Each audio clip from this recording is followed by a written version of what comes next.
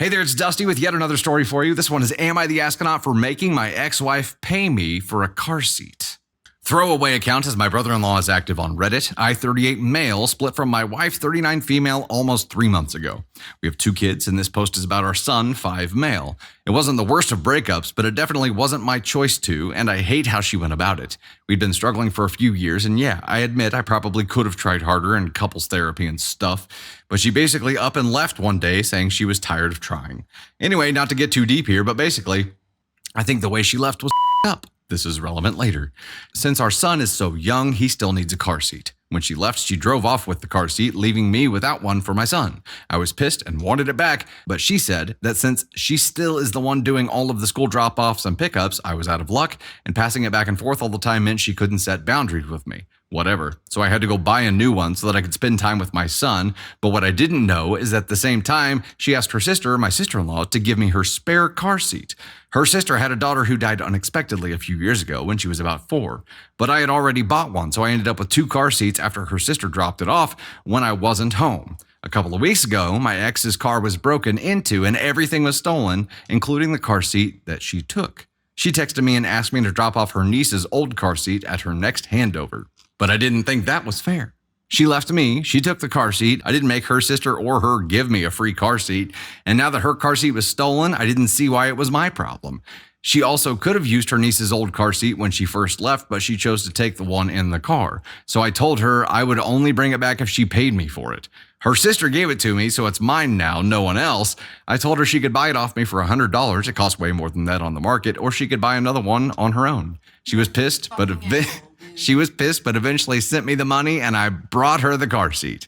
I thought that was fair and equal considering what she did, but my ex-sister-in-law, who I actually always liked and was sort of maintaining a relationship with, has stopped talking or texting me since this, saying that I'm out of line, and that if her daughter were alive today, she'd be disappointed in me. Ooh. I really don't think I did anything unfair and was just maintaining the boundaries my ex asked for. It's also extra to me that a dead girl is being used to shame me when I did nothing wrong in the first place, and my ex is the one who got us here. So, am I the astronaut? Top comment on this before Candy Thunder jumps out of her seat and runs up here. Top comment. He passed petty. Petty would be making her pay for the new car seat or pay him back for the old one. Petty's not making her buy her dead niece's car seat. That's a whole new level of cold-heartedness. What a dick. What a dick this guy is. Candy Thunder, I know that you've been, it's like you can tell she's got her words in her mind already ready to go. I actually don't. Come on, let's go. I have no Let's words. go. No words in my mind. They're just going to flow. I have no idea why your wife left you. Just one day, just packed up her shit and left. I have no idea. So weird.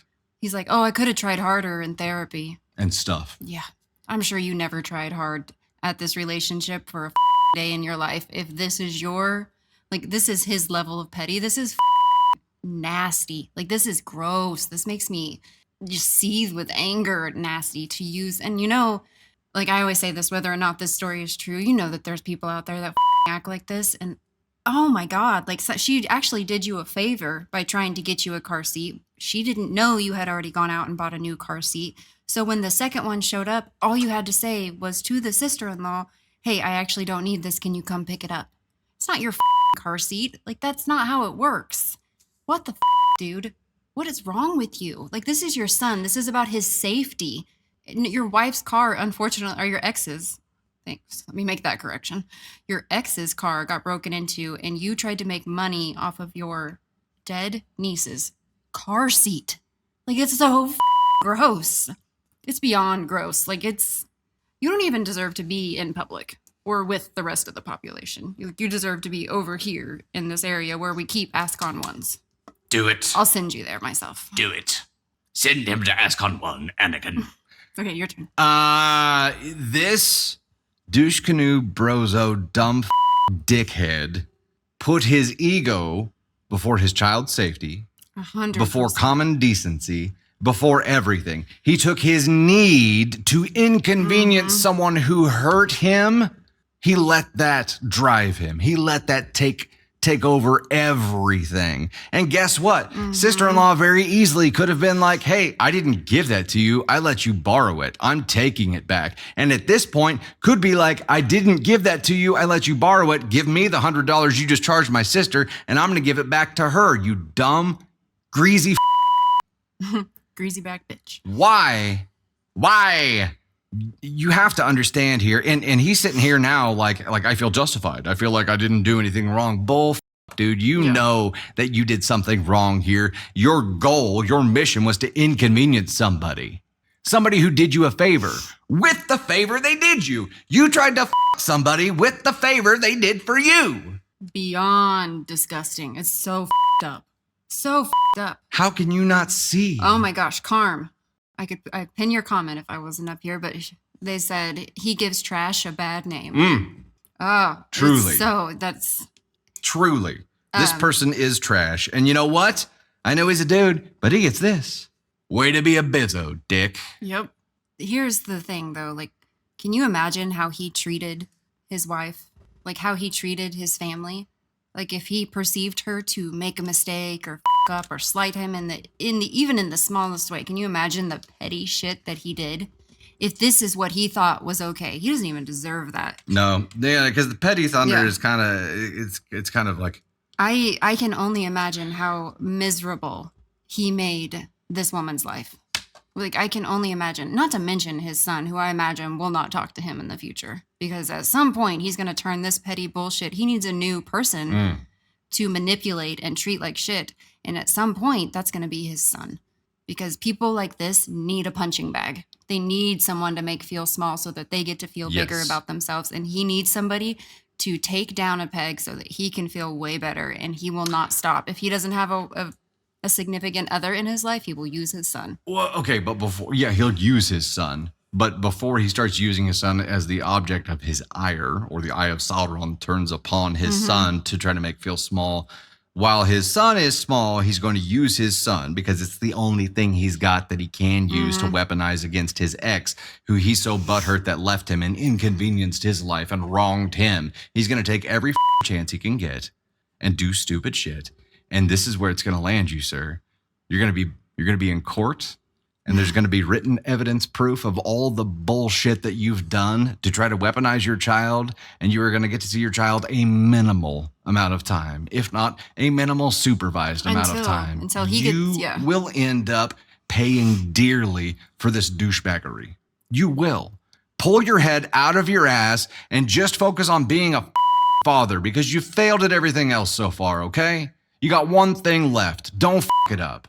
You're already it up. Stop it up, backtrack it, try to do a decent job at this. Hell, you failed at being a human being. Decent one, at least. That's my question. Do you think people that act this level of cold-hearted, this level of nastiness, are capable of change? Do you think that he could be a better person? He could. This tells me. Will he, though? I guess that's my question. Will he be a better person? Will he ever change? There has to be growth.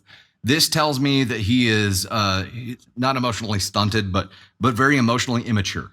Right? This is a person who is very emotionally immature. But the thing with immaturity is that you can grow from it, right? But there has to be a desire first. Not only immature, insecure. And we talked about this earlier. Yes. But people that are insecure, like that breeds. It's just like a breeding. It's like, it's like mold getting into a house. Like it's just a breeding ground, and it spreads and it spreads and it affects the person. And it makes them somebody who they are not. And it changes everything about them, down to their core beliefs. Like it changes it all if you let insecurity take root and you let it become who you are.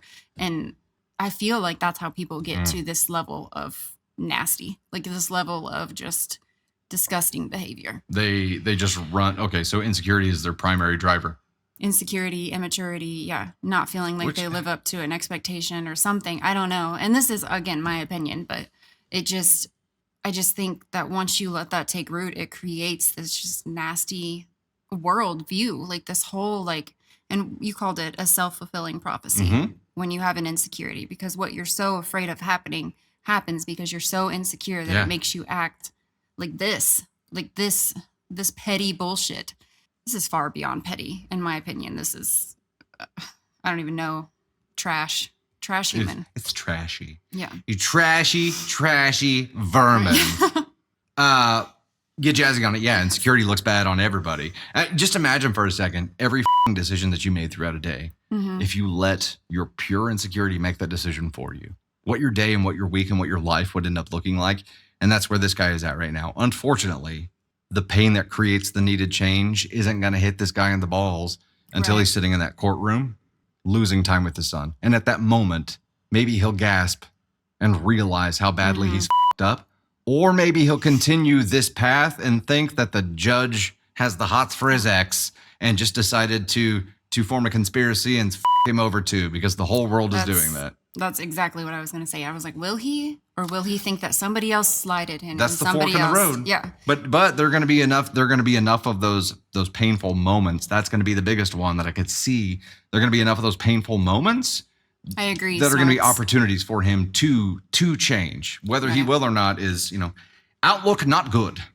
I say this to our kids a lot because I want them to know there are people put so much stock in being right, which I think is also part of insecurity. But there are so many things in life that are better than being right. Like being right is not all it's cracked up to be. Being right is, it's relative to what you believe, but people put so much thought. Like this guy, I feel like he's like, I did what was fair.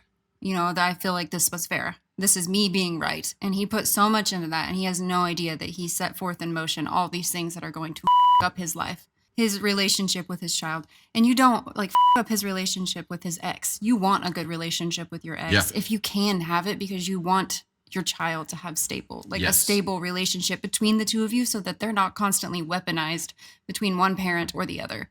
And he all of that up because he's a petty little bitch, and I'm tired of dealing with people who are petty bitches. Honestly.